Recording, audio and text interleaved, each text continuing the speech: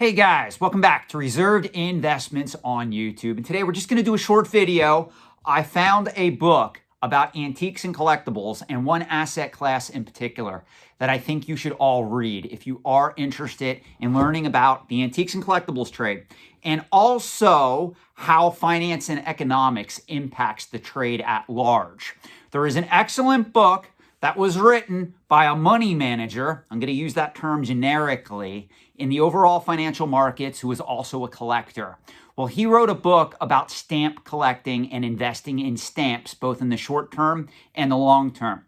Now, to be fair, the reason why I wanted to do this video is because I like stamps. I do not love stamps. My main passion when I invest for the long term in the antiques and collectibles trade is more on the coins, currency, other historical artifacts side of the trade. Now, stamps are part of that. To be fair, stamps do make up a big portion of the antique side of the trade. But in my personal opinion, stamps do not compare to the appeal of coins and currency, mainly because coins can be composed of precious metals, mainly silver and also gold. Well, other people take a different point of view, and they do like stamps. Now, if you guys recall, I have done other videos on this channel where I talk about the stamp collecting marketplace. And for the record, I'm not only talking about stamps of the United States. World stamps are also collectible by and large. If we look at cultural differences of what individuals collect based on where they are in the world, stamp collecting, believe it or not, is very big right now in the United Kingdom. The English are really drawn to stamps of their own country and heritage. In America, stamp collecting has leveled off a bit. Now, there are certain companies getting into the third-party certification game when it comes to grading stamps, to the point where they are starting to attract big money interest once again. It is slow and steady, though. Now, I know what my critics are going to say. Sean, third-party stamp grading has been here for years. I get that. But there's even more companies that are coming into the mix that are trying to attract stamps on a larger scale than before. Now, stamps, in my opinion, will not appeal to everybody out there. Even myself, I really can't get into stamps. But I thoroughly enjoyed this book called Money Stamps. It was written by Richard Lehmann, and the tagline states, "The safe haven investment in an unsafe world." Now, I want to warn you guys, unlike most of the other books that I recommend on this channel, you can usually get those books for $20 or less on average. This book just hit print recently. This book on Amazon is still at roughly $29.99, maybe a little less plus tax. If you get it at Barnes & Noble, be prepared to pay the $29.99 asking price for this book. Now, for most people, I don't think the $30 you're going to spend on a book like this is going to break you, but I do want to warn you, if you don't have an interest in stamps, this book may seem boring, at least on the surface. But if you examine the book by and large and you start going in depth and you recognize the dynamics and the fundamentals that this book is trying to teach you, you're going to come away with a far greater education than that of just stamps. You're going to learn about the antiques and collectibles trade. You're going to learn about finance. You're going to learn about the fundamentals of economics, both on a micro and a macro level. And you're going to at least get an education and become cultured in another collecting category out there. And I don't consider that a bad thing. Now, personally, I love this book. I literally got this within the last 48 hours, and I can honestly tell you I'm almost done it. I literally read through it that pretty much far in advance.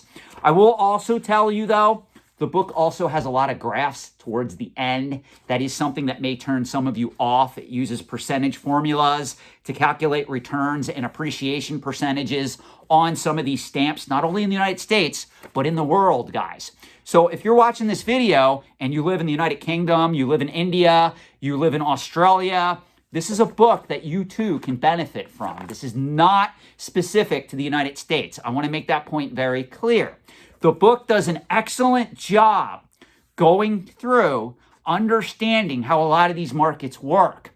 Now, the only criticism that I give to this book, and I got to be very clear about this, the author does have a bias towards stamps.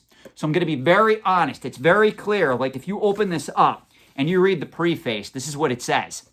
Governments can create more money. Companies can issue more stocks and bonds. Miners can extract more gold and diamonds. But no one can create more investment-grade stamps. Well, you can apply this same fundamental to any collecting category out there. Let me show you. Governments can create more money. Companies can issue more stocks and bonds. Miners can extract more gold and diamonds. But no one can create more investment-grade coins or investment-grade comic books. You see what I'm saying? That statement can apply to any market in the antiques and collectibles trade where there is exponential growth and organic demand. And remember, guys, if you're going to invest in antiques and collectibles for the long term, you need organic demand. I've said this before. I have nothing against video games, Pokemon, Magic the Gathering, vintage toys, certain post-1975 vintage comic books, even sports cards of the modern era. The problem is a lot of those markets are being manipulated on a regular basis. And as a result, we can't gauge organic demand in those markets. I've said this before. Video games have some organic demand. Magic the Gathering has a lot of organic demand. Pokemon has a lot of organic demand. But there's a lot of people behind the scenes that are manipulating those markets. Even when we look at video games, you have grading companies now manipulating the secondary market. So as a result, it's very hard to gauge organic demand. Well, when you go on the antique side of the trade, when you look at coins, currency, stamps, traditional antiques, other asset classes out there that are part of the mature side of the trade, it's a lot easier to get a sense of organic demand versus mass-produced scarcity, or also what is known as inorganic demand. So it's very hard to gauge what we call market depth. And remember, guys, all these markets in the antiques and collectibles that some of you are getting involved in, doesn't matter if it's on the pop culture side of the trade, doesn't matter if it's on the high-end antique side of the trade. There are deep markets and there are shallow markets. It's how you analyze these markets and how you understand the fundamentals that make up these markets that are going to predict how successful you are if you are attempting to invest in those particular markets for either the short term, the mid-term, or the long term.